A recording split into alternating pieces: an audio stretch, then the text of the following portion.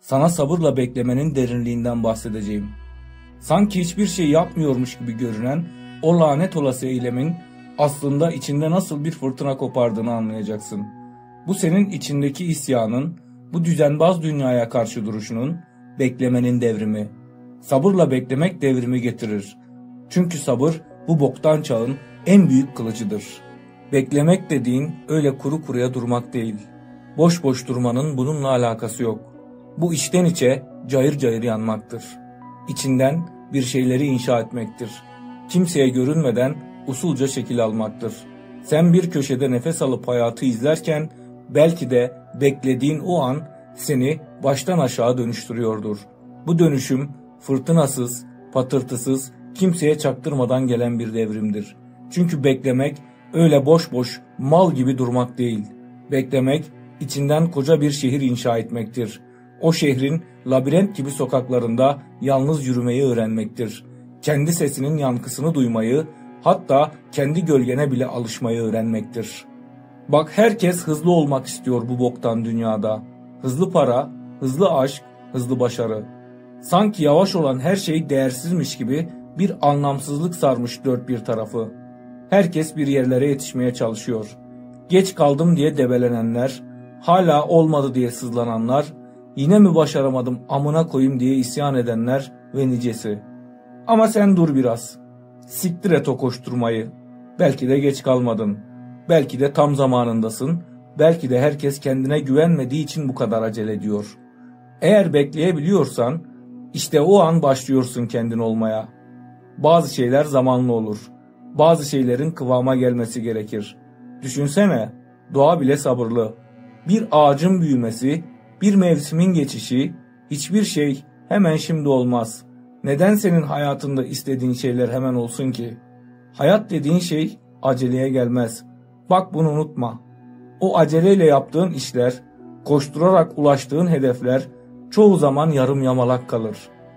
Pişmeden masaya konan yemek gibi tadı olmaz. Ama sabırla beklenen, demlenen her şey lezzetini bulur. Kulağa basit geliyor biliyorum. Ama inan bana, beklemek öyle sandığın gibi pasif bir durum değil. Koşturmayanların, acele etmeyenlerin, sabrı bir yaşam biçimi haline getirenlerin içinde fırtınalar koparan bir eylem bu. Çünkü beklemek, kontrolü ele geçirmek değildir. Tam tersi, kontrolü bırakmaktır. Akışa güvenmektir. Zamanı zorlamamaktır. Olmuyorsa vardır bir bildiği diyebilmektir. İşte o cümle var ya, o cümle içine sindiği zaman devrim başlar. Zaman her şeyi ortaya çıkarır. Her bok evladının gerçek yüzünü gösterir. Sabırlı olan en güçlü olandır. Çünkü sabır sadece görünmeyeni beklemek değil, görünmeyenin içinde kendini bulmaktır. Düşün, koskoca krallıklar, imparatorluklar bile bir anda kurulmadı. Hepsi adım adım, sabırla bekleyerek inşa edildi. Zaman seni geçemez. Sen de zamanı geçemezsin. Kimse geçemez. Sen zamanın içindesin zaten. Onunla birlikte akıyorsun. Ama acele edenler zamanla yarıştığını zanneder. Oysa bekleyenler bilir ki yarış falan yok. Sadece bir akış var. Ve o akışa güvenmek cesaret ister.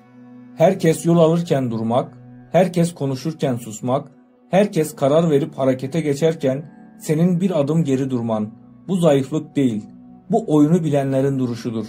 Boşuna dememişler. Her şeyi elde etmek isteyen hiçbir şey elde edemez.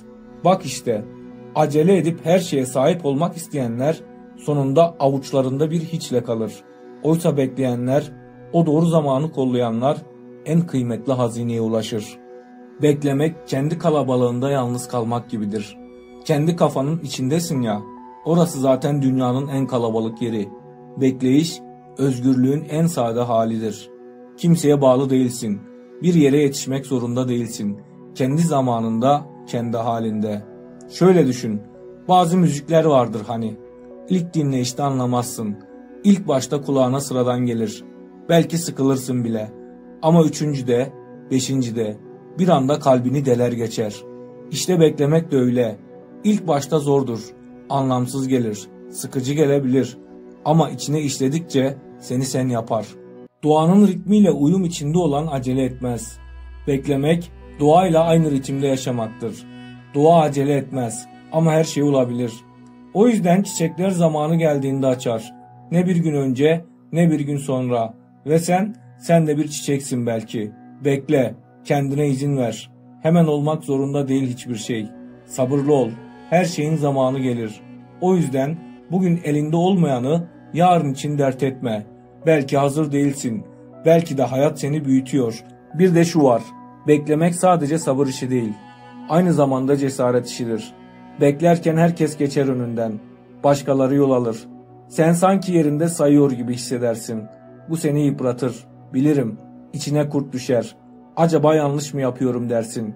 Unutma, bazı ağaçlar yavaş büyür. Ama kökleri toprağa deler. Kayaları parçalar. Ve sen o ağaçlardan birisin belki. Sadece biraz zamanın var.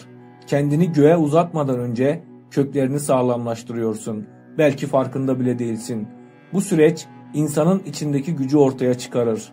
Sabır, insanı kendi içindeki güçlerle yüzleştiren bir erdemdir. Beklerken o içsel gücünü keşfedersin. Başkalarının hızına aldanmadan kendi ritmini bulursun. Çünkü bilirsin, sağlam kökler uzun ömürlü bir hayatın teminatıdır. Beklemek bazen bir başkaldırıdır. Ben acele etmiyorum lan diyebilmektir. Ben kendi zamanımda büyürüm diyebilmektir. Bu belki de bir insanın söyleyebileceği en cesur cümledir. Bak, hayat dediğin şey zaten belirsizliklerle dolu. Ama işte beklemek o belirsizliğe göz kırpmaktır. Korkmadan ne olacaksa olsun demektir. Bu teslimiyet değil, bu özgürlük. Bu oyununu senin kurduğun bir sabır direnişi. Birileri belki sana boşuna bekliyorsun diyecek. Gül geç. Onlar hayatı hızlı yaşamayı seçti, sen derin yaşamayı seçtin. Onlar suyun yüzeyinde aceleyle kürek çekerken sen nehrin dibine dalıyorsun. Oradaki sessizliği, derinliği keşfediyorsun. Hayat senin planlarına uymaz. Belki de asla uymayacak. Ama sen hayatın sürprizlerine açık olursan o zaman işler değişir. Belki şu an olmuyor dediğin şey aslında seni hazırlıyordur. Belki şu an neden diye sorduğun her şeyin cevabı yıllar sonra bir sabah hiç beklemediğin bir anda dökülür içine. Bu yüzden bazen yapman gereken tek şey oturmak ve beklemektir. Acele etmeden, kimseye hesap vermeden, herkes geçip giderken sen kendi iç yolculuğunu yaparsın. Çünkü beklemek seni derinleştirir, sığlıklardan çıkarır. Yüzeyde değil, derinlerde bir dünya kurar. O dünya sadece sana aittir. Beklemek bir devrimdir. Çünkü sen her şeyin şimdi olmasını isteyen bir dünyada ben zamanımı bekliyorum diyorsan o dünyaya karşı durmuşsundur. Akşam yatağa girdiğinde hiçbir yere yetişemedim diye kendine yüklenmiyorsan sen özgürsün. Çünkü sen sabrı seçtin ve sabır beklemenin gizli ismi. Siktir et hızlı yaşamı. Bekle, dingin kal, içine dön. Orada bekleyerek büyüyen bir devrim var ve o devrim senin kalbinde başlıyor. Beklemekten korkma. Koşmaya değil, kök salmaya ihtiyacın var. Ve kökler zaman ister. Siktir et dünyanın hızını. Kendine kulak ver. Çünkü en güzel şeyler sabırla bekleyenlerin olur. Beklemek bir devrimdir. Bu devrim senin içinde başlar. Ve unutma, bu devrim sessizce kendini dinleyenlerin hakkıdır.